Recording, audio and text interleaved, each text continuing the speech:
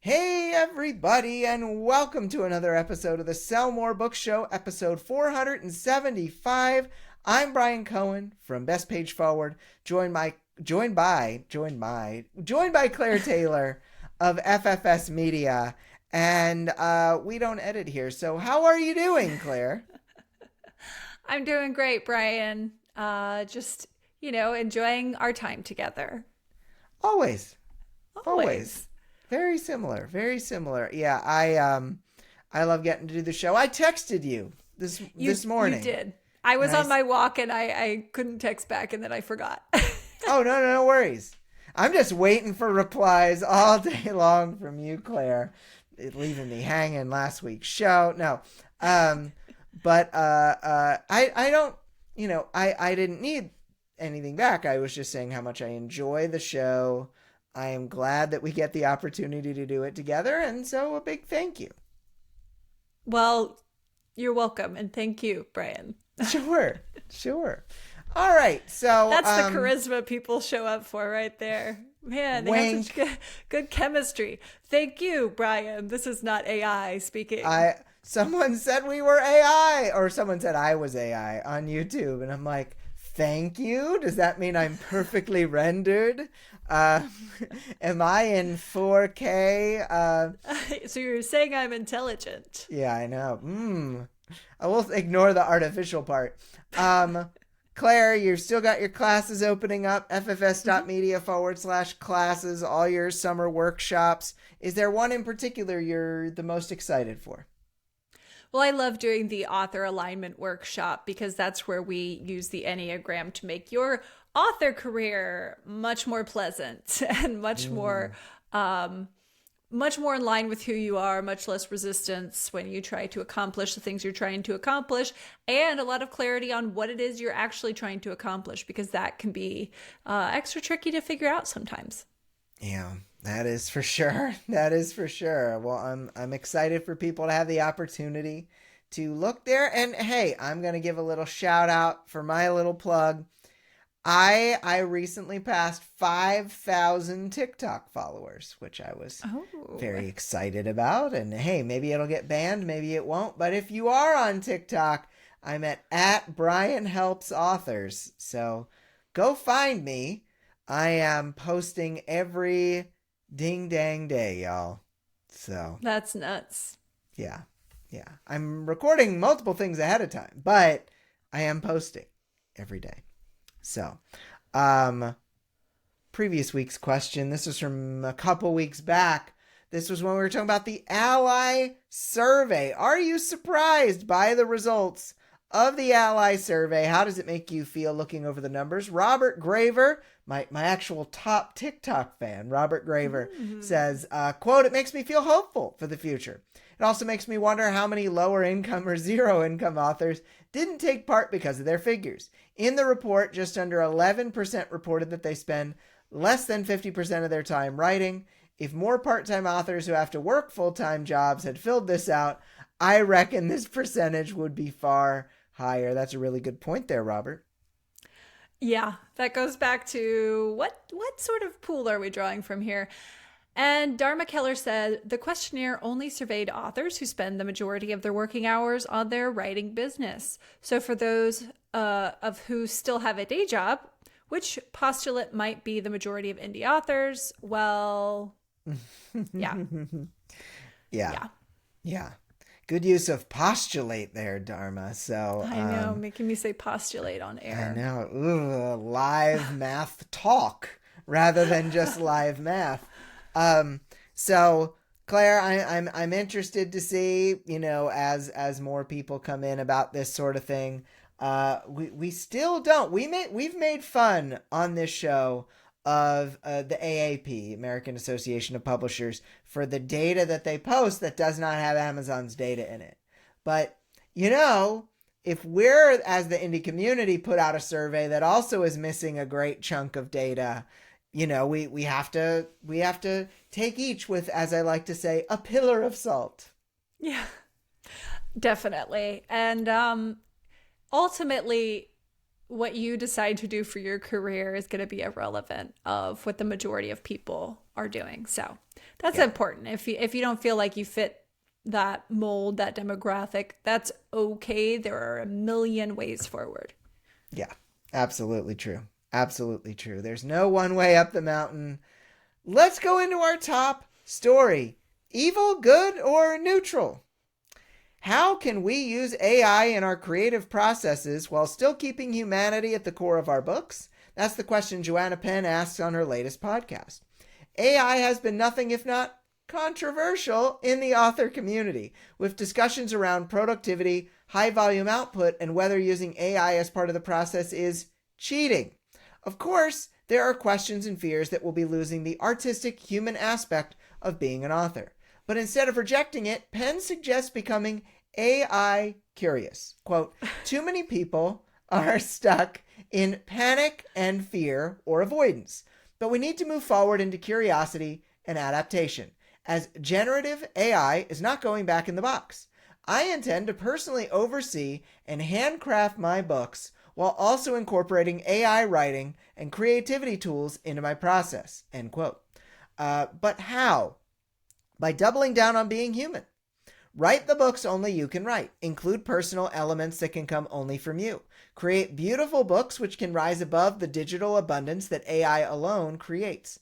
Foster relationships and community with other humans. Speak to your readers. Sell direct. Go out in public. And make sure readers connect you, the human, with your books and other works. Penn reminds us that according to the Merriam-Webster Dictionary, an author is both the writer of a literary work and also one that originates or creates something. Quote, the latter half of the definition works perfectly if you want to embrace AI assistance. You can use AI tools through the creative process with your ideas as the origin of the story. End quote. Claire, I had to put this one in here because I am so intrigued by how angry a lot of people have gotten about the AI debate. And it almost makes me remember when people started self-publishing and how angry traditional published authors were about no gatekeepers. And it's this really interesting dichotomy for me. And some people are like, yeah, well, there weren't AI overlords that were going to take over. And it's like, well, that's the fear response that Joanna is mentioning. Claire, are you AI curious?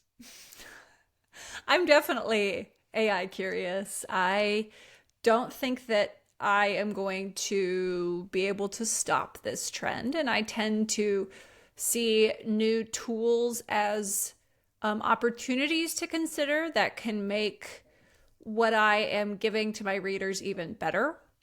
Yeah. I don't think that turning over everything to AI would make my books better. So that is not even a thing that I am thinking about. And I don't know that I would ever think about that because I enjoy the process of writing too much. I think that that is important for humans to be involved in that process as far as just our own development. And, you know, at this point, we still need prompters, right? The AI is not coming up with ideas itself. It still needs prompters. And that prompting comes from our personal experience. It comes from who we are. So I am not scared of AI. I think it's interesting. And I think I mentioned this in a newsletter that I sent out recently, but there just is no bulldozer to lay down in front of, right? There is nothing you can do to give yourself the illusion that this will not continue forward. So how do you want to use this tool? And yes, it's scary. Yes, it will be exploited. Yes, it will cause problems. Every new technology does. I think that it is a reflection of how human populations shake out with how they use every new tool. Some will exploit it. Some will use it for good. We've seen some really interesting advancements in the medical field already. Yeah. So it's just that same distribution, new tool. And I'm interested in how I can use it. I've already used it for some things like, I needed another attraction at a Ren Fair that's common. I needed it for like a clue for my book. And I had been thinking of Ren Fair stuff all day. And I was like, okay, what are the top 20 most common attractions at the Ren Fair? And ChatGPT let me know. And I was like, perfect, Yeah. puppet show. Got it. It would have taken me 15 minutes to think of a puppet show. Right. And I'd used all the other ones. So I was like, great, this means that I can write more of this book in the time that I have so I can get farther along. Right. That is the kind of thing that I think a lot of people are using it for. And I just don't see that as threatening. I think that is, it's another useful tool in our arsenal, and you can ignore it if you don't like it. That's absolutely fine. But just ask yourself how much of your energy is going towards judging the way that other people use it, and how much is directed towards your own business and how it could be a useful tool. Did you already have giant human chess? Did you have jousting? I remember very fondly. Oh, going yes. Yes. Okay, My protagonist is a jousting angel. So. Oh, how wonderful! How I know. wonderful! I love a good Ren fair. So, yeah, I absolutely think that when computers, well, let's say when typewriters came out, people who wrote by hand were probably pretty angry. When computers came out, people who used typewriters were probably pretty angry. When dictation came out, people who typed were probably pretty angry. And you have to evaluate at some point that anger. Is that anger because you really think these other people are cheating, or is it that you're afraid that the way you are doing things is going to change and it will hurt you? Because that is something we need to dive deep into. I have seen really interesting posts of people who are very, very smart talking negatively about AI. I have also seen very intelligent posts in favor of AI. And I think that we need to put our brain power into what we enjoy, and we need to put our brain power into what will help our books, our families, and ourselves as we continue to run this business. And I saw a student who was very, very upset the other day that Amazon had not counted 2 of her sales. She had verified, that friends had purchased this. She saw the proof of purchase, and 2 of those sales disappeared. And I asked the question, well, could you potentially get those $4 in sales back? Yes. Could you spend $5,000 and a lot of energy to do it? And the answer is yes, there too. And so where do we want to put our energy? Where do we want to put our time? Where do we want to put our money? These are questions you need to ask yourself, because if your answers have only been because of a fear reaction, then you might be doing yourself a disservice. That's what I Yeah, and I worry think about. it's also important to just be cognizant of the language we're using. When you talk about, like, people are like anti-AI, right? It's like you come off sounding like anti-government. And it's like, well, which part of AI are you? Is it the parks department you're scared of, right? Like, there's a lot of different aspects that go into this generative AI that is starting to evolve. And so if you feel like you think of AI and it's this big, scary thing, maybe just look at the language you're using and break it down into components, because there's a lot of components going into this. And so just keeping it, I think it's up to each person to kind of keep tabs on, have you built up this, sort of boogeyman of all of AI, or are you actually looking at the reality of it? Yeah. Yeah. Exactly. Love that. Break scary things down into parts seems like a really smart way to handle a whole lot of things in your life. We've got some hot potatoes. Claire, how do you plan to differentiate yourself and your books from a flood of digital abundance that AI will soon be creating? I am writing luxury human written books. That is how Mm. I will be differentiating this. When you read my books, you're going to hear my voice, which is very, individual. You are going to be able to jump on Zoom calls with me, watch me talk about, unimportant stuff on Instagram. There's a whole world of me that you get with it that you can't get with AI. And, if things start to really get flooded, there's a chance that I'm going to raise my prices because I have become a luxury item. Mm-hmm. I love that. I was just talking to an author about, hey, you if you are a gift item, and he writes journals that are used as gift items, think about what the other gift websites are doing and look at what they're including, because maybe you bump that price a bunch and you include it in a pretty basket and all of that stuff. I mean, there's opportunities we don't always think about. Yeah, I think it's important to remember that a lot of what people enjoy about narratives is that they feel like they're connecting to someone else. And that's something that I just, even if the AI completely, if the generative AI, chat GPT, whatever is going to be writing these books that we're all afraid is going to be writing these books, just knowing that there is not a human on the other side, I think will turn off a lot of people. I think you might be right. All right, Bryan, where would you like AI to help authors to grow their business? So I would like AI to help authors to grow their business in how deeply they're thinking about where they put their time.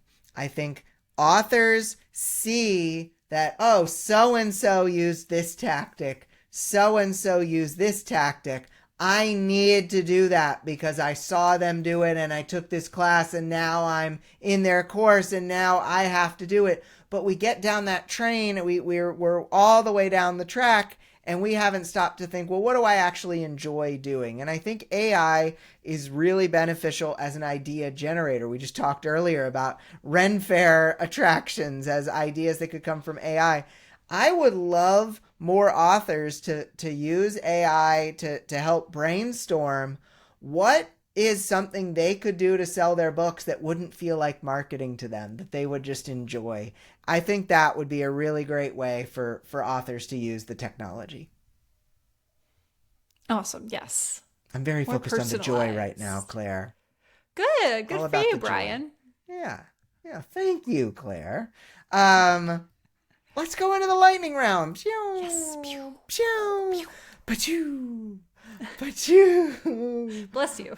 Oh, thank you. Thank you very much. It was a lightning sneeze. So, Claire, Ingram Spark, hey, has eliminated setup and upload fees, though I did hear they increased their other fees to compensate.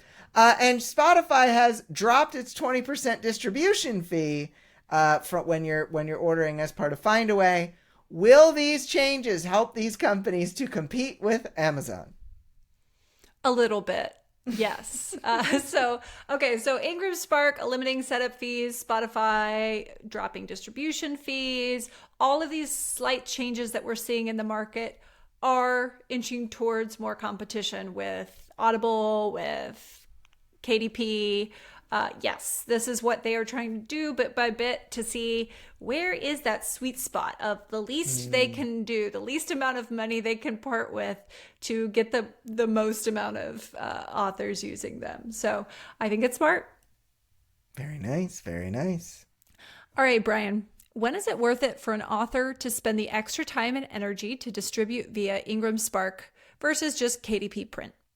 So it becomes worth it for an author to use other sites like Ingram Spark or even other smaller printers rather than KDP print when the quality of the book really, really matters. I know some children's book authors have not been happy with the way that their book is displayed on KDP print. When you have illustrations rather than just words, that becomes even more important. Folks who are doing kind of luxury type items like these really nice journals, they are very important to have the right quality product. But also people who are wanting to get into direct sales are now looking at printers. It's funny thinking back to the early days of indie author podcasting. Joanna Penn talked about got a couple thousand books printed and now I don't know what to do with them. And that was the early days, but now people are kind of going back full circle, figuring out printers again, because now it has become more important, especially with, hey, Gen Z loves the paperbacks, right? having that thing that they can hold is becoming more important, and for it to be higher quality, you might need to go elsewhere than KDP Print.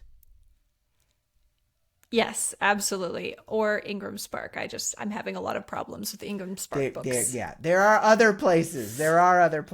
And something you might want to consider is, can you reach someone from that business in case things do go wrong, right? That's the world. So can you reach someone to be like, hey, the pages are falling out of these books I just sent out. Anyway. Yes. I hear you. I hear you on that. Claire, what is one thing, and I know there are many things, but what is one thing that authors tend to overthink or worry too much about? Oh my goodness. So many, right? Okay, so many. But I will say the one thing that authors tend to overthink or worry too much about is what other people are doing. It's good to look at the market, but that doesn't mean that the roadmap for you step by step already exists. You need to be thinking through what you like to do, what your skills are. There's so much. And what someone else is doing in their business and their success, it has nothing to do with you. So if you feel like you're on a good path, right? You're like, oh, this is making so much sense. I've gotten rid of a lot of resistance. I'm on my way. And then you go look at someone else, you tend to be like, oh, but they're doing this other thing. And then the worry comes in. Should I be doing that? What should I be doing? So yeah, just don't worry so much about what other people are doing. The more, individualized you're doing your own business, the more robust it is, because nobody else can do it like you. Yeah. Promoting that anti-fragility. Yeah. So no one has to read that book. Exactly. All right, next one up. All right. Where were we? Yes, this is okay. What is your best tip for staying focused on writing when you'd rather be distracted? So appropriate. So my best tip for staying focused on writing when you'd really rather be distracted is to get away. You need to get out of the space where the distraction is occurring, whether it's in your office, your house, wherever you're writing, wherever you're doing that work, something there in your environment that you may have trained up from other distractions. You may just be in that feeling where something that day has led you to be distracted and wanting to be distracted. Get out, get to a different spot, a different coffee shop, a different somewhere, right in your car if you have to, whatever. But if there is a distraction happening, sure, you could plug in headphones. You could try to listen to some binaural beats or something. I like brain.fm, but eventually that's going to wear out. That's going to wear off, and that distraction is still going to be happening. Sometimes you just need to pull the cord. You need to get out of your current space. Totally. Great advice. It's hard to do when you're in a comfy space. I like my comfy space, but I have to get out sometimes. And thank you for the kind words. So, Claire, to finish us off, how do you celebrate writing milestones like finishing or publishing a book? This is an easy one. I like to celebrate my writing milestones with going out to eat. I love it. I much prefer going out to eat to making myself food any day of the week. So yeah, I like to pick somewhere nice and take John with me, and we go sit somewhere, and I say, I finished my book today. And he goes, oh, I'm so proud of you. And then we eat. That's kind of it. It's just marking it with a nice meal. I love that. I love that so much. And it's so nice that you get that validation from your partner. A lot of authors do not get that. I'm fortunate to get it from home myself, but a lot of people don't get it. And in those cases, it is okay to validate yourself a little bit. I've been listening to some great meditations about a little more self-validation and saying like, hey, I'm proud of you, me. And that's okay. Yes, it's woo-woo, but hey, you didn't come to this show because you thought you'd get no woo-woo. True. And also, if you finished a book, if you're listening to this and you finished a book, I'm proud of you too, because that is hard. stole it from me. No. No, I think that it is really important that the people who are fellow authors will also share that pride in you, and you should soak that up. Claire, we need a question of the week. Okay. Okay. I feel like we talked today about the AI. I feel like we've asked so many questions about AI. No, we have to because I really want to dive deeper into this. I know you're afraid of the firestorm, but we need to do what's scary, and we need to lean into the technology. I want to ask a question specifically about this as a AI curious or AI furious. Are you okay? How about just, are you AI curious or AI furious? That's Love it. And you can and why? Yes. AI curious or AI furious? I'm proud of myself with that. That was cute. Thank you. You can answer the question of the week over at the Sell More Book Show After Party Facebook group or the Sell More Book Show website at sellmorebookshow.com. Remember, our YouTube channel growing every month by every at least second of every one day. person. Claire, do you have anything you want to share before we head off? I just encourage everyone to go check out my summer course offerings. These are 3-hour classes, so you get a lot of time with me. Go to ffs.media/classes and read all about it. Love it. Love it. And I got nothing going on this week, but every year, and I'm doing this in January again, every year, starting this year, I have been coaching authors who are at $2,500 or higher in royalties. This is a new program we've done, the Pathfinders. And oh man, this is like so my favorite thing. We've really become a great tight-knit group. And I just enjoy the heck out of it. And so if, thinking about next year, if you're like, I tried this coaching thing, but I want to do this coaching thing. I don't know how many people are doing a whole year program, but I've got one. And definitely if you're interested on being in the waiting list there, just email me and we can put you on the short list for applications, because it has just been so dang fun. And I've really, really loved it. Awesome. I'm glad you're doing that. That's a middle of the market sort of section that doesn't get a whole lot of attention. Right. Absolutely. So cool. Well, Claire, great doing the show with you as always. Mm-hmm. and also with you. And also with you. So for Claire, I'm Bryan. Have a great week of book selling, everybody. We'll talk to you next week for episode 476. Bye. Bye.